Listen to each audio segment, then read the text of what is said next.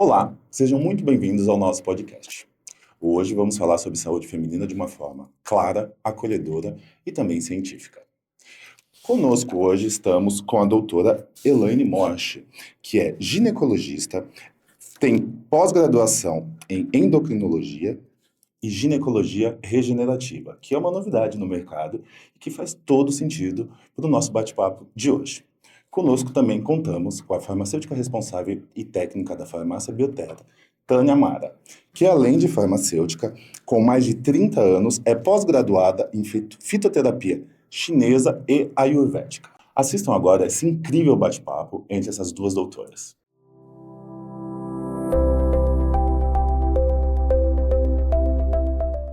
A partir de que idade começa a diminuir os hormônios da menopausa? É uma dúvida muito frequente entre as mulheres. A partir dos 35 anos, há uma nova classificação na realidade. A partir dos 35 anos, nós consideramos pré-menopausa. E a partir dos 40 é a perimenopausa. Então, por isso que a gente muitas vezes no consultório fala para as pacientes congelarem os óvulos a partir dos 35, porque a fertilidade já começa a diminuir devido à diminuição da produção hormonal. Então, a partir dos 40, há um declínio maior da produção hormonal, que pode ficar em torno de uns 10 anos, às vezes um pouco mais, pode ser um pouco diferente, depende de cada pessoa, mas em média, mais ou menos 10 anos. Então, o climatério, por definição, 40 anos. Pré-menopausa, mas assim, digamos assim, é perimenopausa precoce, não? Então, repetindo, 35, a partir dos 35 até os 40, pré-menopausa, a partir dos 40, perimenopausa. Aí existem divisões entre perimenopausa mais precoce e vai indo até 50, tem pacientes que evoluem mais, mulheres que vão mais adiante. E hoje se questiona muito em relação à reposição hormonal, que eu acho que é o maior foco aqui da nossa conversa hoje, né, Tânia? Sim. Precisa repor? Quando repor? É uma dúvida muito frequente. Eu acho que a maioria das mulheres dessa faixa etária, né, eu acho que mesmo assim, aos 35 anos, né, você fala, bom, será que é o meu momento de começar a repor? Será que quando eu começo com sintomas, está na hora de eu repor? É uma dúvida grande. E aquelas que já têm o sintoma instalado, elas falam, olha, será que eu posso realmente repor? Isso é o ideal para mim, para o meu organismo? Vai me fazer bem? Assim, na realidade, é interessante saber o custo-benefício em relação ao risco, né? Vale a pena ou não? É essa a grande dúvida de todo mundo. A partir dos 40 anos, o primeiro hormônio que cai é a progesterona. Depois vem a testosterona e, por último, o estradiol. Quando cai a progesterona, aí começam todos os sintomas, né? Que é TPM que se exacerba, irritabilidade, a taxa metabólica basal dela começa a diminuir, quer dizer, a queima calórica diminui, então ela tem uma dificuldade maior de perder peso, irritabilidade. Por que dá tanta labilidade moral com relação à queda de progesterona? Porque, assim, ela tem uma atuação a nível central, no cérebro nosso. Existem receptores de GABA ali, e aí ela se liga nesses receptores, nos trazendo um equilíbrio emocional. Tanto é que ela interfere muito no nosso sono também, que é uma das queixas, começa a ter insônia, ou ela acorda no meio da madrugada, tem aquele sono que não é reparador. Então, outro sintoma que ela tem é a retenção hídrica, então a retenção ela se sente inchada devido à diminuição da progesterona. Então, ela fica mais irritada, ela dorme mal, alteração do sono. Então, são inúmeros sintomas que ela pode ter nessa fase da vida, que vão se acentuando a partir de 45, onde começam muitas vezes a ter calores e outros sintomas mais importantes. Mas uma queixa também muito frequente a partir dos 40 é a diminuição da libido. Então, já começa também a ter pode ter dor nas relações sexuais, uma alteração da lubrificação vaginal. Então, ela já começa a ter esses sintomas associados nessa faixa etária. Então, se a gente levar em consideração a progesterona, que é uma queixa muito grande e a maioria das mulheres, né, começa com a qualidade do sono, né? Quando a gente fala em sono reparador, ele tem que ser um sono onde você acorde totalmente descansada e com fome. Então, isso foi um sono reparador. Uhum. E normalmente, quando cai a progesterona, o primeiro sintoma que as pessoas percebem é essa mudança aí no ciclo circadiano do sono, né? Não faz as fases, né? E a gente consegue reverter isso usando só progesterona? Hoje já se sabe que para você conseguir ter este ganho em relação à insônia, tem que usar a progesterona natural micronizada via oral. Então ela tem que ser tomada, porque ela passa pelo fígado e aí ela sofre conversão para outros metabólitos, inclusive um deles é a pregnenolona, e aí acaba atuando a nível cerebral. Se você usar com outras vias, por exemplo, em forma de creme, você não vai ter esta conversão nesses metabólitos que vão agir diretamente no GABA. Mas já é possível você começar a fazer a reposição já da progesterona a partir dos 40, mesmo que a paciente ainda sangre, porque é uma dúvida muito grande. Mas eu ainda sangro todos os meses, por que eu tenho que fazer reposição hormonal? Não, porque já começam a ter todos os sintomas a partir dessa idade. Então, a progesterona é o primeiro hormônio que deve ser reposto. E com o passar dos anos, aí depende também de cada pessoa, depende das dosagens hormonais que são feitas, umas são mais precoces, a perda é mais precoce, outra mais tardia, aí já começa a repor a testosterona de forma também associada. Então, para que a gente consiga fazer uma reposição que tenha o melhor benefício, o ideal, se eu já tenho um problema com o meu ritmo do sono, é fazer via oral. Porque a via oral vai ter a primeira passagem hepática, né? Então, isso vai realmente liberar os metabólitos que vão chegar até o cérebro. Agora, se o meu sintoma não for ligado a problemas de insônia, forem outros sintomas, porque depende muito de cada um, né? Então, assim, você vai, não é a idade que vai falar, é essa idade que você toma. Eu já fiz reposição né? de testosterona em pacientes com 32 anos. Então, É, tem muitas pacientes que têm essa diminuição de forma precoce. é muito Ou por subjetivo, fatores né? hereditários, ou por doenças autoimunes, também começam a ter ações nos ovários, com que ocorre a diminuição, né, mais precocemente. Então, tem inúmeras causas. Eu acho que tem que individualizar.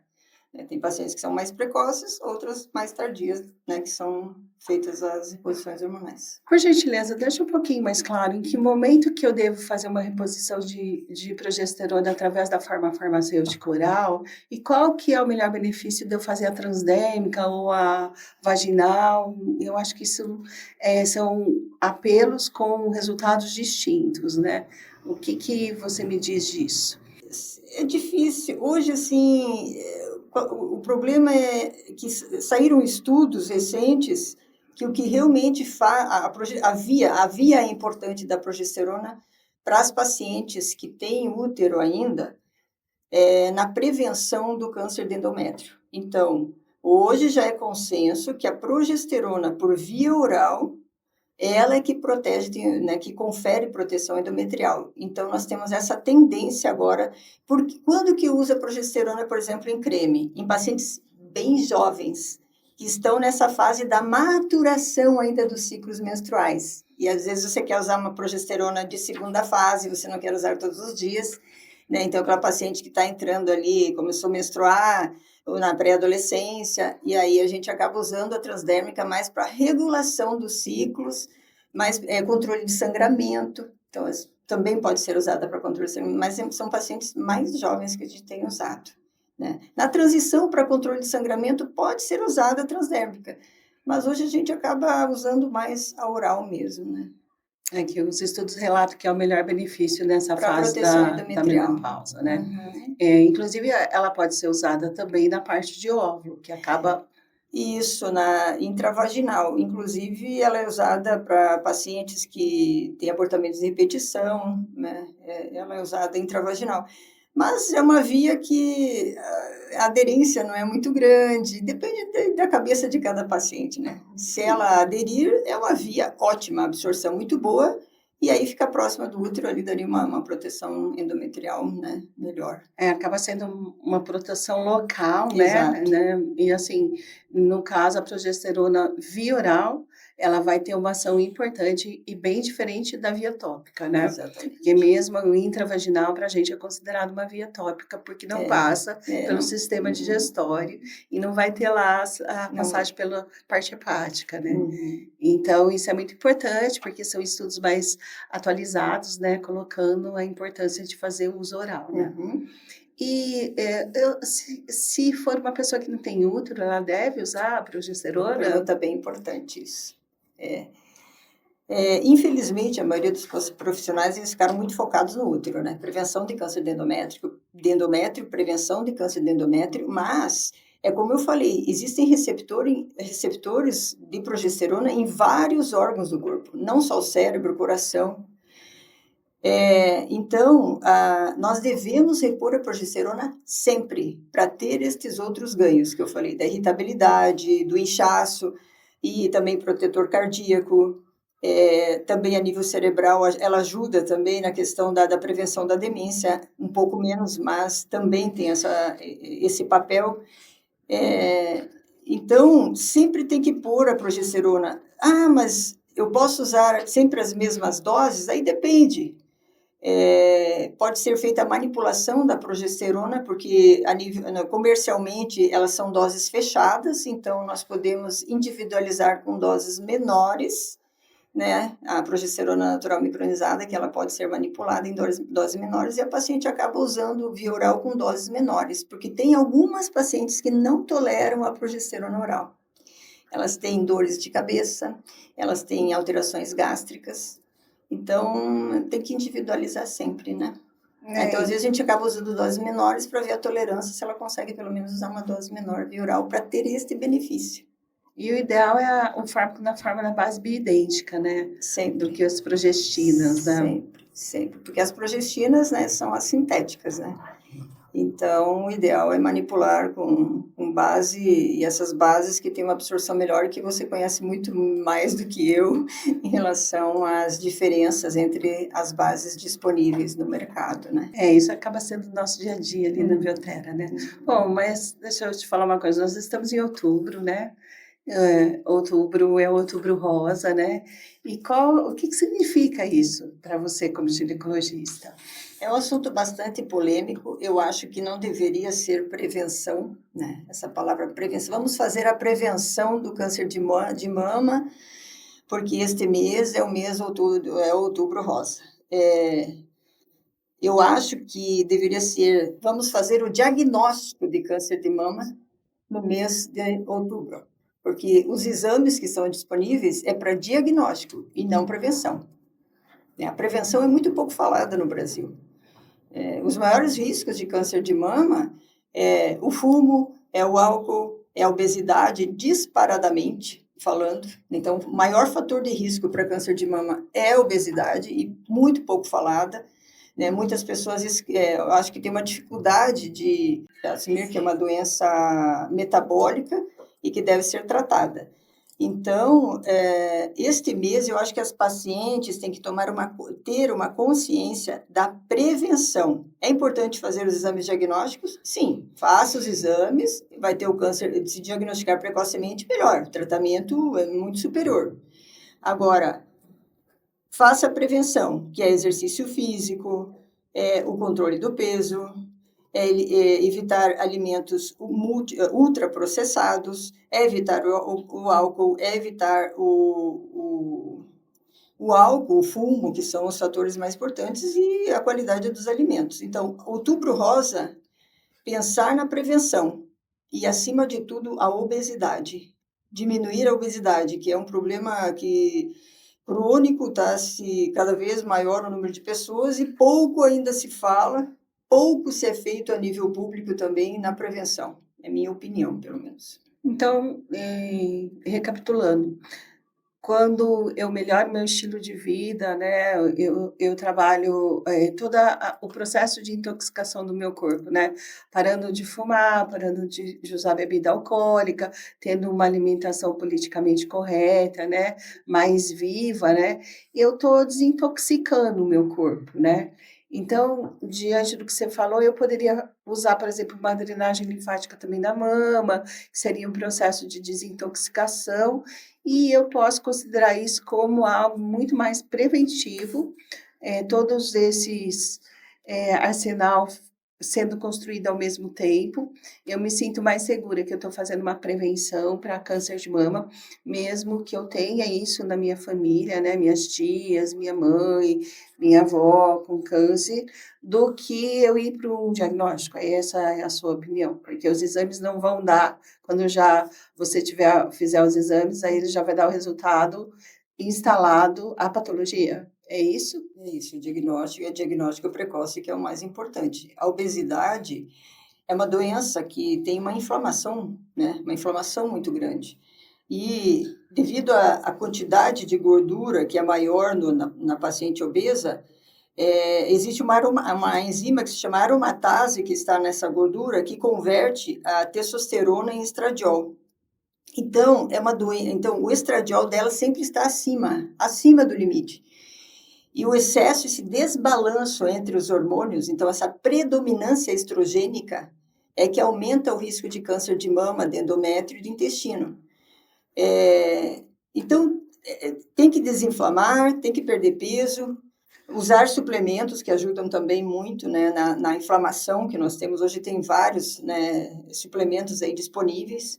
É a nutrição, acompanhamento nutricional, né? Então, é multidisciplinar, multifatorial, e não dá para dizer, vamos fazer outubro rosa. Não, a prevenção vamos fazer os exames, pronto, acabou. Está resolvido o problema.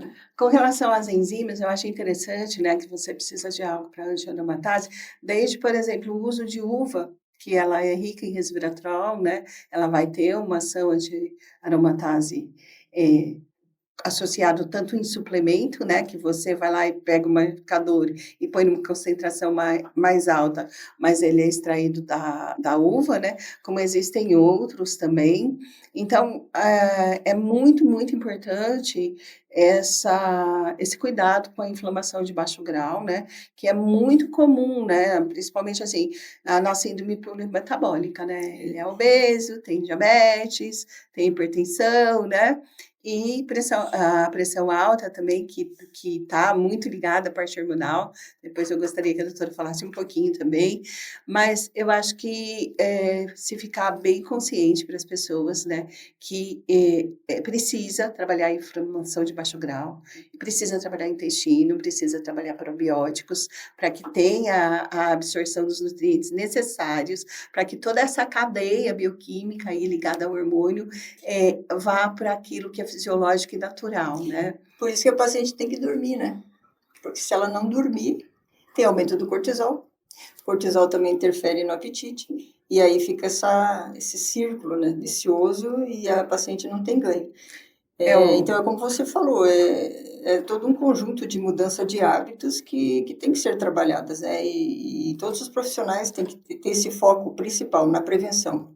Focando no cortisol, qual a correlação entre cortisol e hormônios, que é o que você mais pega no consultório? Cortisol, a progesterona acaba ocupando receptores do cortisol, e isso acaba afetando a paciente em termos de retenção hídrica. Isso piora porque ela já tem uma diminuição da progesterona. E essa progesterona, então, quando a paciente está muito estressada, ela vai ter mais cortisol, vai acabar tendo mais receptores para esse cortisol, e a progesterona acaba ocupando esses receptores, agravando o problema. Então, ela fica com mais retenção e piora o quadro dela, né, como um todo. Então, o controle do estresse é importante, que também, através do exercício, ela pode melhorar essa questão do controle do cortisol, né? E você usa suplementos para controle do estresse? Olha, eu uso, hoje tem vários ativos que nós usamos, o Relor é um deles, que eu acho que é o Philodendron e a Magnólia, né, que ajuda muito, o Ashwagandha.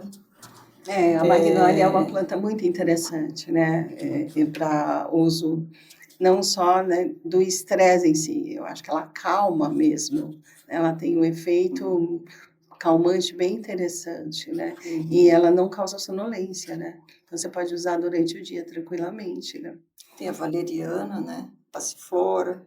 Tem Tem várias vários opções ativos, né, aí, que são né, que usados. é um recurso para modular esse estresse, né, que daí também acaba por vir indireta alinhando a parte hormonal, né. Uma coisa que a gente poderia conversar, não sei se estava nos teus planos, Tânia, é em relação essa polêmica da reposição hormonal, né? Que agora em julho houve um encontro de grandes especialistas, né? Que colocaram para o FDA sobre. Houve um grande questionamento em cima do WHI, que foi um estudo feito lá em 2002, que transformou assim, a reposição hormonal num tabu e que, nesse mesmo encontro, foi falado que houve um prejuízo em milhões de pacientes no mundo, em termos de saúde, principalmente referente à perda óssea, ao Alzheimer, a doenças cardiovasculares, que a gente sabe que mata muito mais. Inclusive, eles comentaram, né, que o infarto mata 12 vezes mais a paciente na pós-menopausa do que o câncer de mama. 12 vezes mais. Então, houve esse encontro e, através desse estudo, então, eles Vamos deixar mais claro, primeiro, por favor, o que foi o estudo lá em 2012? O que ele pregava? Que eu acho que não é todo mundo aqui que conhece esse estudo. Por favor. Esse estudo foi feito com um número bem grande de pacientes, de mulheres, e só que o problema é que usaram uma amostra de pacientes mais velhas, a média foi de 63 anos, mais ou menos. Então, além de pegar uma amostragem em mulheres mais velhas, que já tinham algumas doenças de base, porque já passou dos 60, já pode ter algum comprometimento das coronárias. Então, além de elas serem mais velhas, a via de administração que foi usada dos hormônios e os tipos de hormônios usados naquela época eram hormônios sintéticos em doses bem altas, via oral, e houve uma má interpretação desse estudo, que hoje houve uma contestação nessa reunião, nessa exposição, sendo que hoje eles dizem que que esse estudo, então, ele foi reavaliado, foi reinterpretado, e houve uma diminuição de morte por todas as causas através desse estudo, e não como imaginavam que dá câncer, não protege com doenças cardiovasculares. Então, eles tentaram provar que houve uma diminuição da morte por todas as causas e que não ocorre aumento do risco de mama usando mesmo aqueles hormônios mais antigos que hoje estão proscritos, que não se usa mais. Então, foram vários especialistas que falaram, foram oncologistas, foram endocrinologistas, pessoas de ponta que questionaram, que estão fazendo estudos em cima para provar para o FDA, para que ele mude as diretrizes em relação a esse pavor que foi criado, esse tabu que foi criado, levando a um grande prejuízo das mulheres. E o uso também, por exemplo, que foi citado, que eu acho interessante, que é o estradiol, via vaginal em pacientes que tiveram câncer de mama, que na bula constava que não podia usar, porque poderia dar câncer de mama. Isso eles pediram até para tirar da bula, porque pode ser usado, não tem absorção via vaginal, sistêmica, para o corpo. Então, pode ser usado via vaginal. Hoje já se sabe, e isso foi falado também lá, sobre as vias agora dos hormônios, as vias que devem ser usadas. Então, recapitulando, em julho de 2025, bem recente, foi revisto esse trabalho, né, que é um trabalho de 2002, que perdurou e permeou com uma mensagem clássica por praticamente 2 décadas, né, muita gente seguindo isso, que hoje a gente se sabe que a replicação do uso pelo profissional que faz reposição hormonal em relação ao que era lá no trabalho não é igual. Então, você não tem como comparar. É a mesma coisa de você comparar laranja com banana. Porque lá atrás usava-se vias diferentes, com perfil de idade, né, bem mais velha. Hoje a gente falou aqui no começo, que você pode usar desde os 35 anos, e cada fase, né, vai ser uma situação, cada indivíduo é único, né? E além disso, também a opção que a gente tem de várias vias e de hormônios bioidênticos também, né? Então, tudo isso muda completamente o arsenal. E a gente tem, então, as gerações mais novas que estão podendo se beneficiar com esse conhecimento amplificado da ciência, né? E a minha dúvida, a minha pergunta para você é a seguinte: e as pessoas que lá nos anos 2000 estavam nessa faixa aí dos 40, 45, e que agora estão nos 60, 65, falam, poxa vida, eu nunca suplementei porque eu tinha medo de ter câncer de mama, porque na minha família tem. E agora, eu perdi isso, eu posso suplementar? Como é que elas ficam nisso? Foi comentado, foi falado agora lá no FDA, que, assim, existe uma janela de oportunidade para começar a reposição hormonal. Então, hoje se preconiza até 60 anos para você conseguir ter todos os benefícios, ou a grande parte dos benefícios da reposição hormonal. Quais são eles? Quais são os principais benefícios? Que é prevenção do Alzheimer, em torno de 35% nós temos de diminuição do risco de Alzheimer em pacientes. Nós temos que lembrar que 67% dos pacientes que têm Alzheimer são mulheres. Tá? Então, inclusive o neurologista foi até lá e falou, achei bem interessante, que ele explicou que as mitocôndrias, olha que impressionante, as mitocôndrias, então, são células produtoras de energia no nosso corpo, né? São as usinas de energia e nós temos muito no cérebro. Nosso motorzinho, Nosso né? motorzinho. Que há receptores de estradiol nas mitocôndrias e de testosterona. Muito interessante, Muito né? interessante. E muito novo também isso, né? E as mitocôndrias no cérebro, porque dentro das mitocôndrias tem o ciclo de Krebs, que é a glicólise, onde ocorre a glicólise, que é a produção de energia, né? A quebra do alimento para converter em glicose, que é a maior fonte de energia para o cérebro. Quem que estimula a glicólise? Os hormônios também que se ligam nas mitocôndrias. Então, quando você tem a diminuição destes hormônios, há um prejuízo da atividade cerebral, aí aumentando o risco de formar a substância beta-amiloide. Que é o metabólico. Isso. E aí que é o marcador, né, do Alzheimer. Então, diminui a glicólise, o cérebro não consegue usar muito a glicólise, acaba tendo mais uma cetose ali. E isso ele acha que é uma das causas do aparecimento da demência. Por isso que, segundo os estudos, diminui em 35% o risco de Alzheimer. Em torno de 30% o risco de osteoporose. E uma coisa muito importante após os 40 que eu comentei, que é a perimenopausa, nos 7 anos nessa perimenopausa, a pessoa já perde, a mulher, 15 a 20% da massa óssea. 15 a 20% já na perimenopausa. No primeiro ano, a perda já é bem significativa, né? Muito, muito. Mas ali na peri, ela já perde 15 a 20%. E no primeiro ano, muito mais. Né? E 50% das pacientes que têm osteoporose, elas vão fraturar. Destas pacientes que fraturam, 30% vão morrer. E elas vão morrer por consequências da fratura, que seria, ficam acamadas por escaras, por tromboembolismo, por pneumonia. Então, elas morrem pelas complicações das fraturas. E nós conseguimos diminuir em 30% o risco de fraturas só com a reposição hormonal. Claro que não é só.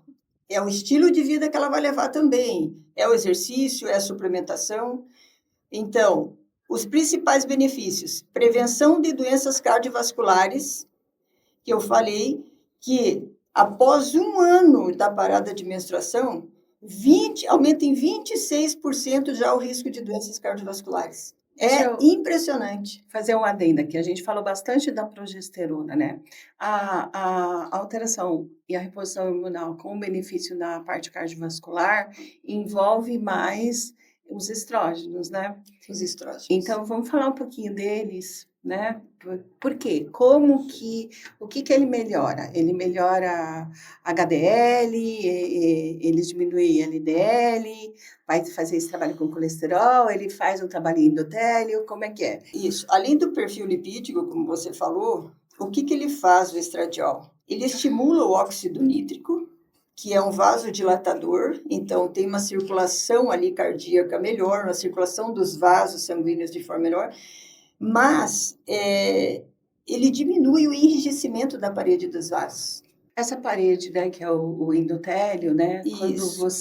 o óxido nítrico, ele realmente, ele é um relaxante, né, da parte do endotélio.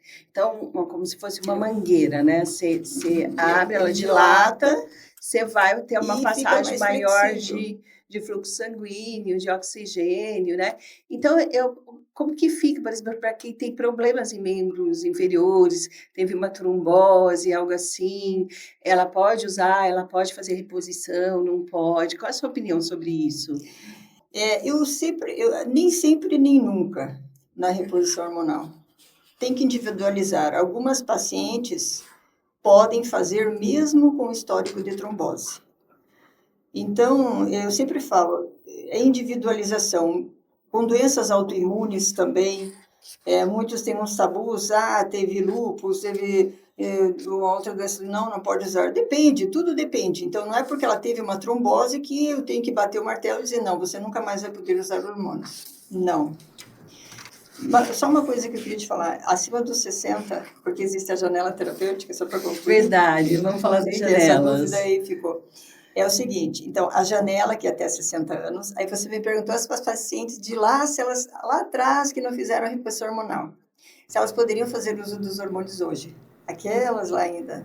Então, assim, os maiores benefícios, hoje ainda até 60 anos, que são estes, né? Alzheimer, osteoporose e prevenção de doenças cardiovasculares.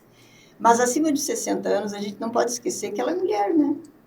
Que ela quer libido, que ela quer ter uma boa lubrificação vaginal, que ela quer ter uma pele, porque a gente sabe que o estradiol, ele estimula muito o colágeno, então ela quer ter um cabelo, vai ter um afinamento do cabelo, a pele fica mais fina, então tem a questão do períneo, então ela vai ter outros benefícios, a vigor, foco, porque a gente está falando do Alzheimer, mas ela acaba tendo aquelas névoas ainda, né, que a gente comentou também sobre as névoas, aqueles apagões, esquecimento de coisas básicas. Então, ela pode usar para ter isso, porque a testosterona ela dá vigor, ela dá massa muscular, ela ajuda na massa óssea, ela tem vários benefícios também. Então, dependendo, tem que individualizar, ver se ela já não tem uma doença de base cardíaca ou não, né? Aí pode ser usado. Então, não, eu sempre falo, nem sempre, nem nunca. Nessa faixa etária, né, assim, você começa a ver que as queixas dessa névoa mental é bem alta, né? Muito. Você costuma associar senolíticos também aí para como que você vê essa parte dos senolíticos associada à reposição hormonal?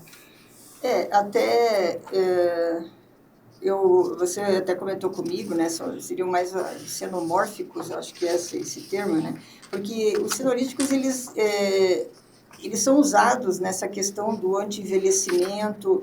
As células, quando vão envelhecendo, elas têm um turnover, que é uma renovação. Então, existe um bloqueio dessa renovação, ela fica ali, não ocorre aquela limpeza mais rápida dessas células que estão envelhecidas. E aí existem os senolíticos, eles estão ainda em desenvolvimento, que seriam para matar ou para destruir essas células envelhecidas. Agora, os senomórficos, que são essa outra classe de medicamentos, eles fazem o que? Eles modulam estas células que estão envelhecendo. Então, eu uso. E eu vou citar alguns exemplos que nós usamos, que você conhece melhor que eu, que é a cúrcuma, que é a quercetina, que é o chá verde, né, que é o ácido alfa-lipoico, Que mais que você usa também? O resveratrol. A gente tem a ficetina também. Isso, que é da maçã, né? Do morango, que pode ser usado. A gente tem vários. Assim, vamos deixar claro, né, para o público o que é um senolítico. Eu acho que talvez essa terminologia as pessoas não conheçam muito bem, né? Então, na realidade, é uma expressão que a gente usa para trabalhar e classificar os fármacos que vão ter esse benefício na regeneração, né? Existe algo que se chama arquétipo. Então, a nossa célula, ela normalmente, o nosso corpo, ele se replica constantemente, vai renovando todas as células. E o corpo, ele renova a célula através de uma informação, que a informação é da célula anterior, né? E com o passar do tempo, com esse mecanismo de replicação, a célula anterior, às vezes, perde a informação. Então, você vai dar algo que aflora o arquétipo original e fala assim, olha, me dê a mensagem e a informação correta lá da primordial, da primeira célula. E aí, refaz o campo informacional. Então, tem alguns senolíticos que têm essa capacidade. Então, você restaura a própria capacidade interna do organismo de se autorregenerar de forma correta. Eu acho que esse é o grande diferencial dos senolíticos, né? Que a gente associa tratamentos para chegar nisso, né? E hoje esse arsenal de possibilidades ele está muito avançado, né? Envolvendo também a própria engenharia genética. Então, tem várias coisas que você associa aí e que tem uma performance muito interessante em termos de resultado, né? E com relação a treino, a força ligada à parte óssea, como que você vê isso?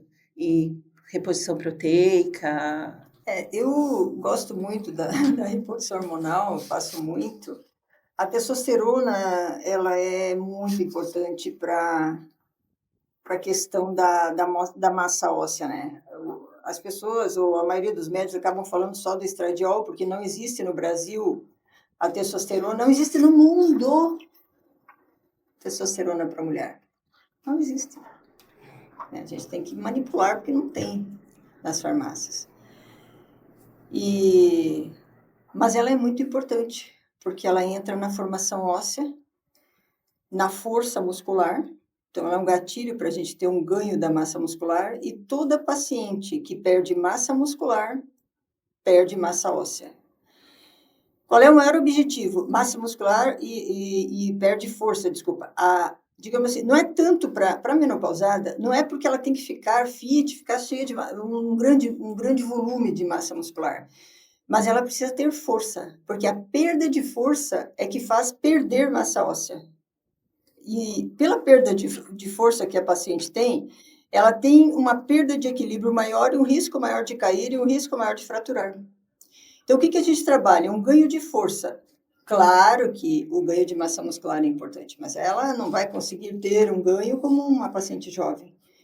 Mas para dar esse equilíbrio, sempre tem que informar, tem que ter um acompanhamento nutricional para falar da importância do aporte proteico, né? Que é muito pouco falado. É uma questão cultural no Brasil. As pessoas comem muito mal. Você começa no café da manhã, um cafezinho preto, com um pãozinho, com margarina ainda, né? Então, não tem proteína no café. Já começa o café da manhã sem proteínas, né? Então, é meio cultural. Então, a absorção da musculatura na menopausa, no paciente que é mais idoso, aliás, ele absorve menos proteínas. Então, nós temos que ingerir mais e acaba ingerindo menos, porque a digestibilidade... As enzimas, né, estão menores, ocorre a diminuição da né? acidez gástrica, então ele não consegue digerir, aí ele tem uma dificuldade. Por isso que a gente acaba colocando esses suplementos, coloca whey, coloca um colágeno, que é importante, né? Inclusive, tem vários tipos de colágeno que você sabe melhor do que eu, né? Hoje você pode explicar melhor essa questão dos colágenos, da absorção dos colágenos, na prevenção, porque o colágeno hoje se sabe que ele ajuda na massa óssea e na massa muscular, pele, e há comprovação, porque no passado falavam que era jogar dinheiro fora, mas a gente hoje sabe que não. Tem muitos estudos que comprovam que não. Então, até você pode falar um pouco mais sobre os tipos de colágenos. O que eu acho interessante é o seguinte, que hoje os estudos, eles conseguem fazer isso de forma muito pontual para aquilo que é necessário, né? Então, por exemplo, eu vou desenvolver um colágeno específico para eu trabalhar uma sarcopenia. Eu vou desenvolver um colágeno específico para eu melhorar a flacidez de pele. Então, assim, existem essas divisões em relação ao tipo de molécula, né? Então, assim, a gente sabe que uma cadeia colagênica ideal é com glicina, prolina e hidroxiprolina, que ela é o que é o aminoácido mais necessário, né, para eu poder formar a massa óssea.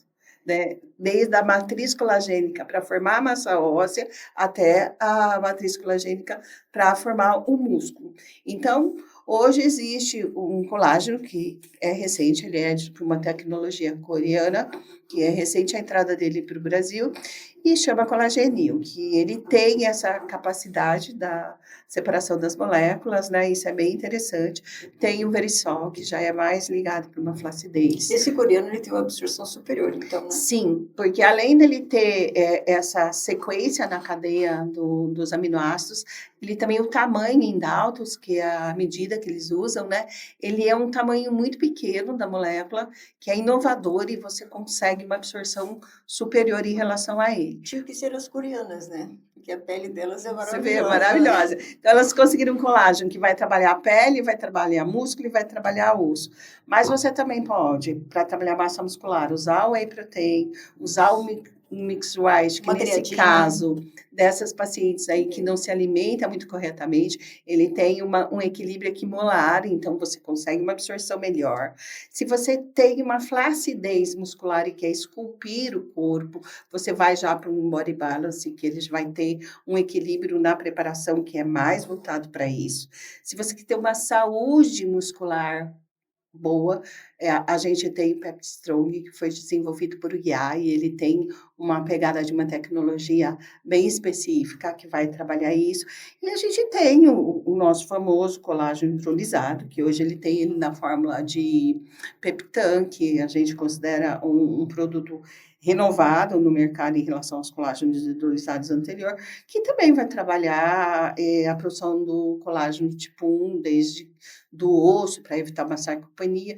Então, sim, hoje a gente tem muita opção no mercado de suplementação para conseguir minimizar nessa fase que você vai ter lá uma diminuição de todo o seu sistema digestório na absorção, além de você também já não ter aquele apetite, né, pela carne. Você pode perceber que conforme as pessoas vão ficando mais velhas, até chegar mesmo no idoso, lá 70, 80, 90 anos, eles já não gostam mesmo de comer carne, porque as enzimas, tanto do estômago, da saliva, a desbiose, então tudo isso faz com que você tenha uma necessidade de suplementar, até para evitar uma sarcopenia também, né, doutora? E fica prático também para, né, a pessoa, pode levar no trabalho, às vezes não tem tempo para comer, leva um whey, leva um colágeno. Sim. Então, é uma opção boa para você no dia a dia, né? Na correria, ter essa opção de aporte, né? A gente faz isso até na forma de bala de goma, que é um chocolate, em várias opções que são mais agradáveis e palatáveis do que a cápsula, né? A gente pode fazer isso para pôr um shake, tem alguns que não tem sabor, você consegue misturar na sua água, então vai muito do que cada um prefere. O importante é fazer a suplementação. E com isso a gente ganha uma melhora no viço da pele, no cabelo também, na unha, né? Então tem esse benefício não só de dentro para fora, como de fora para dentro também, né? Tem uma questão que eu não sei se vai dar tempo de nós comentarmos, esse nosso tempo já está se esgotando, mas eu queria comentar sobre o períneo, que nós não falamos, né? Sim, vamos falar dele. O envelhecimento, que ocorre uma mudança importante também, falando sobre o colágeno, você tem a diminuição do estradiol, diminuição da testosterona, e com isso a perda de colágeno, que leva ao aumento da flacidez, uma modificação do períneo da mulher com envelhecimento. Então, hoje, há inúmeras tecnologias, inclusive nós podemos falar em outro podcast sobre isso, que acho que é um tema que a mulherada gosta bastante, que é sobre tratamento de incontinência urinária, tratamento de ressecamento vaginal, escurecimento da área íntima, que com o envelhecimento ocorre um escurecimento que incomoda, a urgência urinária, que hoje nós chamamos de síndrome gênito-urinária. E tem inúmeras tecnologias, né? Tem o laser íntimo, radiofrequência e vários ativos que nós usamos e várias tecnologias. Inclusive, ontem eu estava vendo sobre colocação de fios, que é um curso que eu pretendo fazer, que há uma amostragem muito grande de pacientes que estão sendo acompanhadas nos últimos 5 anos para bexiga, incontinência urinária mista, que é aquela de esforço com urgência, porque uma das queixas também na menopausa, que nós não comentamos, é que é tanta coisa para falar, que é a urgência urinária. A paciente acaba levantando mais à noite para urinar, né? Então ela já tem insônia e ainda tem o fogacho, porque nós só não falamos dos fogachos, né? Porque as pacientes às vezes acham que se não tem fogachos não tem que repor hormônios. Mas aí ela acorda com os calores e acorda para urinar várias vezes, ela levanta várias vezes, porque a capacidade da bexiga ali de armazenamento da urina fica diminuída devido à diminuição da produção hormonal, e aí nós usamos as tecnologias para tratar isso, que é uma coisa que a gente pode até abranger, existem fios, existem outros tratamentos que nós fazemos ali, que se chama, essa é uma nova área chamada de ginecologia regenerativa, que é uma das minhas especialidades. E assim, dentro dessa área também tem os peelings íntimos, né, que faz o rejuvenescimento e não é só em relação ao clareamento, né, eles acabam também ajudando em estrutura da preenchimentos, pele, né? Que nós fazemos também, a radiofrequência microablativa, que daí dá uma resposta maior para o estímulo de colágeno e colocam ativos específicos. Então tem muita coisa boa aí, né? Que bom, né? Que dá para renovar isso, né? E isso também melhora bem a autoestima na sexualidade, né? Isso é importante, né? Porque hoje a terceira idade quer ter uma sexualidade que seja algo realmente nutritivo para a alma, né? Nas relações amorosas, né? Sabe que você falou de fogacho, você me lembrou de uma coisa? Além da reposição, né, para trabalhar isso, eu vi um estudo uma vez que falava que para você melhorar a concentração de óxido nítrico, você depende muito do mecanismo de ação que é dependente de ácido fólico. Então, assim, quando você dá o ácido fólico, o resveratrol também, né? O folato, o resveratrol, você vai ter aquela abertura ali um pouco mais do endotélio, né? Então, isso dissipa calor. Então, isso, às vezes, associado à reposição, acaba sendo uma resposta mais significativa nesse período dos fogachos, que eles incomodam demais, né? O exercício por si só também ajuda nos fogachos.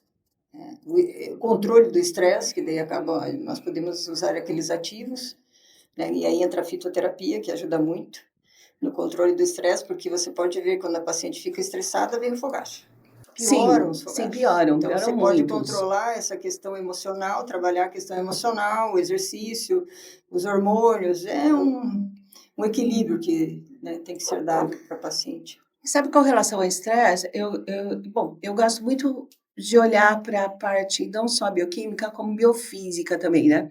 Então, no controle do estresse, da onda da TH1, né, a gente tem o Cordyceps sinensis, que é um cogumelo, assim, tradicional e muito usado em China e Índia para manusear o estresse, e a gente tem o KSM aqui no nosso país, que é a ashwagandha, que faz esse trabalho de uma forma muito interessante em relação por esse mecanismo que pode auxiliar aos tratamentos clássicos, como os outros fitoterápicos que a gente já usa para o estresse, né? Você tem um ganho.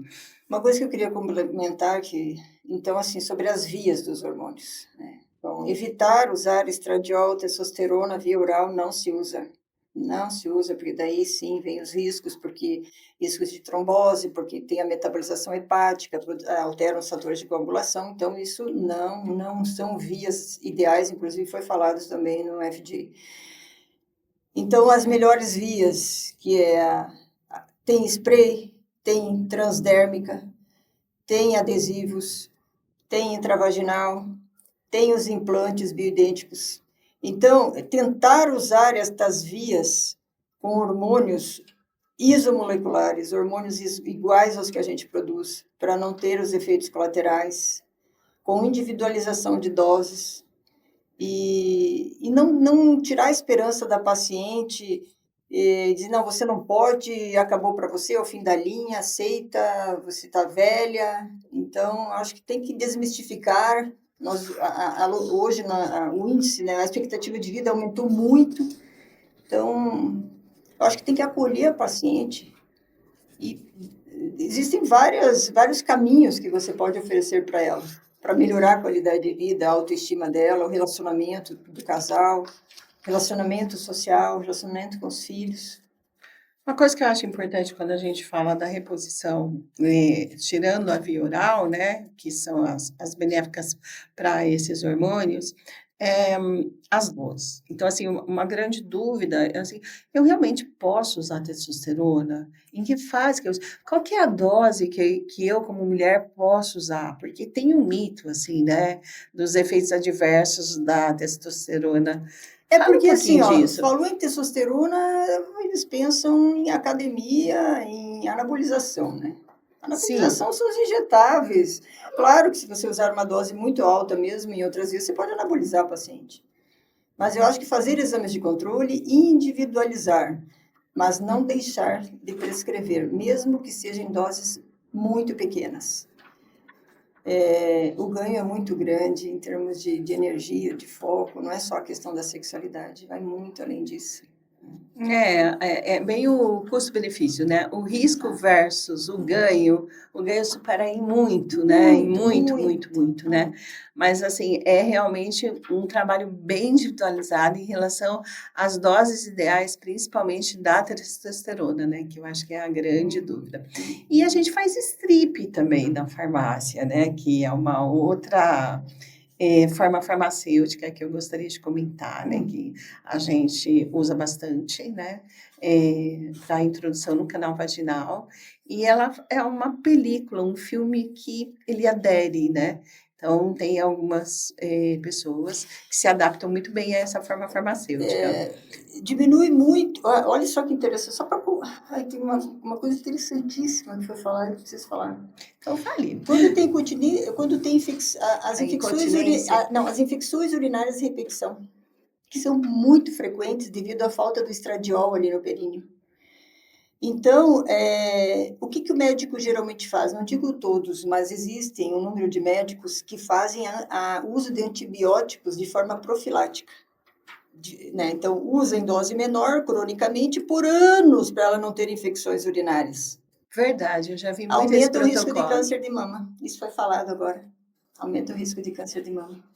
E a associação Então, assim, ó, disso, se você vamos deixar usar mais clara. o estradiol, muitas vezes usa até testosterona em creme, na via, ali na entrada da vagina, na uretra, usando esses hormônios, diminui em 50% o índice de infecção urinária de repetição. Para você ver o grande benefício que tem.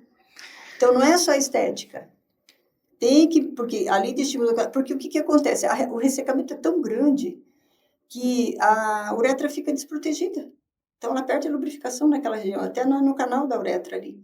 E aí as bactérias entram ali, ela acaba tendo... Isso prejudica muito, levando, às vezes, a pessoa idosa pode morrer por infecção urinária. Né, por ir para os rins, ter uma pielonefrite e aí ter um agravo, às vezes por uma coisa simples que poderia ser feita. E é muito comum, né, a síndrome de repetição, né, de vias urinárias, principalmente no feminino, né, é muito mais comum no feminino do que no masculino. E é uma coisa simples, né, você faz uma reposição ali com um creme local, tópico, e você vai garantir estatisticamente para quem Uma já prevenção, tem, isso é né, prevenção. a síndrome, né, de incontinência urinária, ou mesmo O desconforto que tem, às vezes não tem nem infecção, mas você pode ver como é muito frequente. Eu tenho um desconforto, tenho uma ardência, um desconforto ali embaixo, me incomoda. Você vai fazer o exame e não tem infecção, mas continua aquele desconforto pela secura, né? Pelo afinamento ali da pele. E às vezes você vê mesmo, né, que usa as calças muito justa, a calcinha fica ali dando um atrito, e essa falta de lubrificação acaba sendo uma coisa muito incômoda, né? Muito. E vai, faz o exame e realmente não dá lá que está com uma infecção, mas ela tem os sintomas muito próximos. Então, isso realmente é uma deficiência hormonal que vai ajudar por isso muito que a resolver. Hoje eles ampliaram, né? A síndrome gênito-urinária, que englobe a vagina e a uretra, né? Então, por isso que a gente acaba tratando esses sintomas, né? Então, engloba a vagina e a uretra junto. E como o organismo como um todo, ele tem uma perfeição, né? Então, assim, se a gente sabe lá que usar estrógeno vai melhorar a pele, vai dar um viço, um brilho, né? Então, assim, a gente não pode esquecer que o que acontece fora acontece dentro, né? A gente não tem só a pele externa, a gente tem a pele que reveste os órgãos, né? Então, quando você faz o uso concomitante correto, é claro que você vai ter lá um revestimento e uma proteção, né? Em todo o canal, com o uso correto dos hormônios, né, nessa fase. É muito interessante isso, porque às vezes as pessoas com problema urinário, né, acabam usando muito antibiótico, e aí vai ter lá, né, ou então o médico vai lá para os antifúngicos, né, dependente do que deu ali, né, no resultado, né, e isso vai dar uma alteração também no intestino, né? Eu lembrei de um detalhe interessante que nós conversamos há uns dias atrás sobre o cabelo, né? Que você está desenvolvendo shampoos, condicionadores, uns produtos específicos para tratamento. É uma linha Renova Power nossa, né? É uma linha fantástica, eu estou experimentando, até usei antes de vir aqui. E porque é uma queixa frequente na menopausa. A queda de cabelo, o afinamento do cabelo. Quem não entra no consultório na menopausa falando que não tem queda de cabelos? Todas têm. E no mercado também, parece, né, que você usa os produtos, mas eles não penetram no cabelo. E você teve essa capacidade de sentar, estudar e desenvolver esses produtos, né? Que é uma revolução para mim, em termos de... Até você pode explicar melhor, porque eu não entendo a questão da composição do cabelo, enfim, mas é fantástica essa linha, né? Porque vai atuar de forma profunda, ela vai penetrar no cabelo e vai agir, né? Na realidade, a gente desenvolveu essa linha pensando mesmo nas grandes solicitações dos médicos, prescritores, que eles queriam algo que fosse tratamento e não uma coisa dermocosmética, né? Então, a gente fez bastante pesquisa, exigiu bastante do nosso departamento de PhD, e a gente conseguiu alguns ativos do mercado que fizesse com que, nas concentrações certas e nas associações corretas, a gente trabalhasse vários mecanismos de ação. Mas o que mais foi interessante é que a gente chegou num cimento biológico, que a grande reclamação nessa fase é que a massa do fio não é só o brilho, não é só a falta, o toque áspero, a falta de maleabilidade, é a perda de massa mesmo, além da queda, né? Então, o fio é muito fino, muito ralo, e esse cimento biológico, a gente conseguiu colocar um componente que ele vai permeando, né, a queratina dentro do fio e de dentro para fora. Então, você acaba formando esse cimento com a massa, melhora a densidade do fio, e a gente tem produtos orais e tópicos que também vão melhorar a ancoragem, seguindo certinho as fases ali da formação do fio. Então, com a melhora da ancoragem, você diminui bastante a queda, né? E a linha em si, ela tem o shampoo, o condicionador, ele vai ter uma máscara, que é uma máscara que você usa quinzenal, né? E assim, muita gente tem tem o cabelo clinicamente tratado, associado ainda à menopausa, né? Nessa fase. Então, precisa duplamente desse tipo de tratamento, né? E aí a gente fez um living também, que é algo que vai ter os ativos para trabalhar a densidade, então ele fica no cabelo, ele vai ter uma ação mais prolongada, e tem um reparador de pontas e um stick. Então Eu estou empolgadíssima. ficou bem, assim, você faz, a proposta é você fazer 6 semanas de tratamento, e você realmente perceber no tato uma diferença substancial em relação a como está o fio, né, antes e depois do tratamento.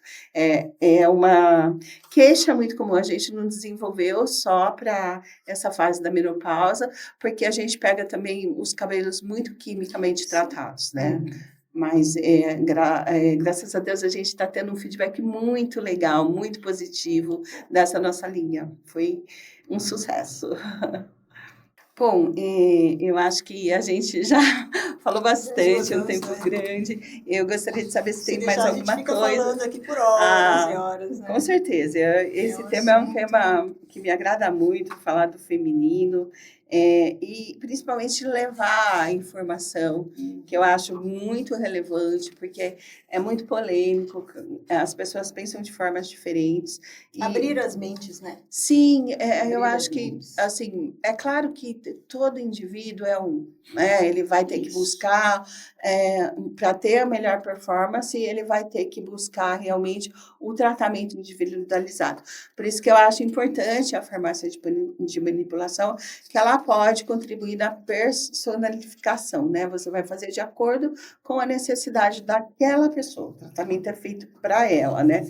Mas, assim, eu acho que de tudo que a gente conversou, se a gente conseguir abrir realmente, ampliar a consciência de o quão dentro da medicina houve avanços e como a gente pode usar esses recursos para que as pessoas tenham qualidade de vida mesmo, né? Eu acho assim que é muito importante a gente trabalhar essa medicina preventiva.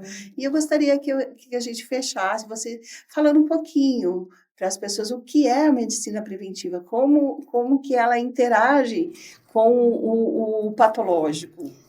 A medicina preventiva envolve uma avaliação mais integrada do paciente, não ver ele como uma colchinha de retalhos, né? Um pedacinho, outro pedacinho, porque o paciente fica perdido.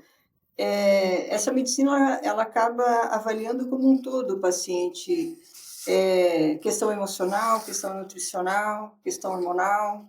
Então, trabalhar com a prevenção é o que vai trazer os maiores benefícios para as pessoas, porque medicamentos, todos os medicamentos, claro que eles são importantes, sim, mas têm os seus efeitos colaterais, né?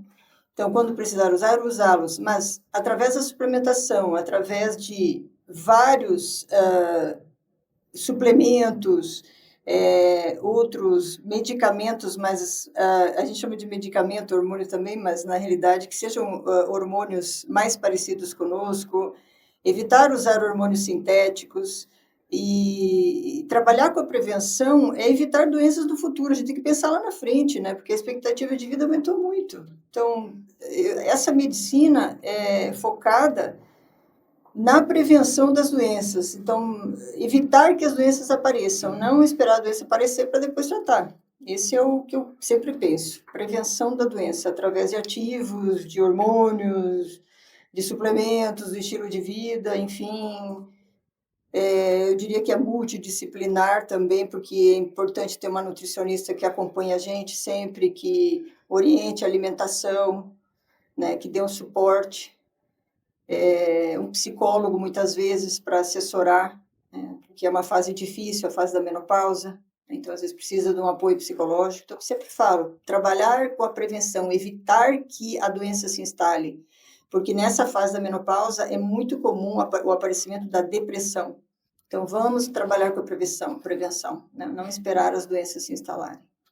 Uma coisa que eu acho importante colocar também, né, quando a gente trabalha a prevenção, é que, por exemplo, se você pega os exames laboratoriais, aqueles marcadores lá, que as pessoas se autoanalisam, vê o médico faz o exame, ela vai lá e olha, ela fala, tá dentro dos marcadores, né? Então, assim, aqueles marcadores dos exames laboratoriais, já é quando a patologia se instalou, Uhum. né? Então, aquilo não tem a ver com prevenção. Uhum. Porque se deu uma alteração ali, significa que você já está com aquele problema. Então, assim, o olhar, o prisma de ótica que vai ser usado para uma pessoa quando o médico faz um tratamento preventivo, não usa isso, né? Então, dependendo do que está aqui dentro daquele exame, parece que está na normalidade, se você usar essa lente da prevenção, não vai estar. Porque você já começa a ver as alterações bioquímicas, né, do que vai acontecer lá na frente, né? Então, você consegue pegar o terreno e falar, olha, com esses exames, esse terreno, você tem a tendência de ter diabetes daqui a 5 anos, de ter um problema... A clínica é soberana, né? Que fique mais ou menos no nível mediano, né? Nem no extremo, nem no limite inferior. Que busque pelo menos uma linha média. Mas eu acho que é como você falou, tem que individualizar e a clínica acima de tudo. Sim. É como eu falo, às vezes tem homens que, como eu estava falando antes aqui do podcast, tem homens que ficam bem com 300 de testosterona, outros não, outros ficam com 800, com 1000. Então, individualização sempre, né?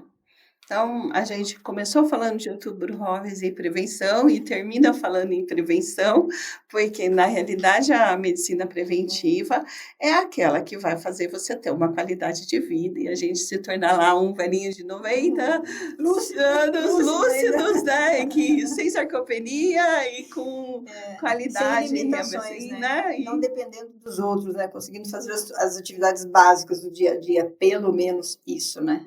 E não ter demência, que é horrível. Você chegar, como muitos pacientes vêm e dizem, olha, a minha mãe não me reconhece. É terrível isso. É muito triste, Muito né? triste. É muito triste, realmente, para a família e para a própria pessoa, né? Porque a gente nem sabe o quanto ela tem consciência, né, do momento que ela está vivendo. Então, a gente tem recursos e pode ajudar muito com a medicina preventiva. Eu agradeço o convite. Eu também agradeço a sua participação. Estou disponível, quando quiserem fazer um novo podcast, entrar entre os assuntos, eu estou à disposição.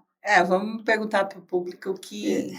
Sugestão de temas, né? Que eu acho bem legal, né? Porque é muito amplo, né? Existem vários temas. Inclusive, se tiverem dúvidas, vocês podem escrever embaixo aqui, né, do vídeo.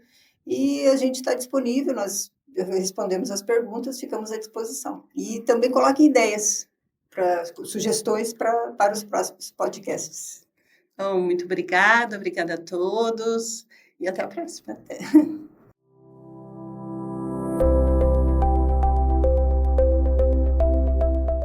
Quer conhecer temas tão interessantes como esse? Segue lá a Biotera no Instagram, Biotera Fórmulas, @Biotera Fórmulas, e também a nossa convidada especialíssima de hoje, doutora Elaine Mosch, doutora.dra.Elaine Mosch no Instagram, e o canal do YouTube dela também, doutora DRA Elaine Mosch. Muito obrigado para você que ficou com a gente até o final desse vídeo. Te vejo no próximo.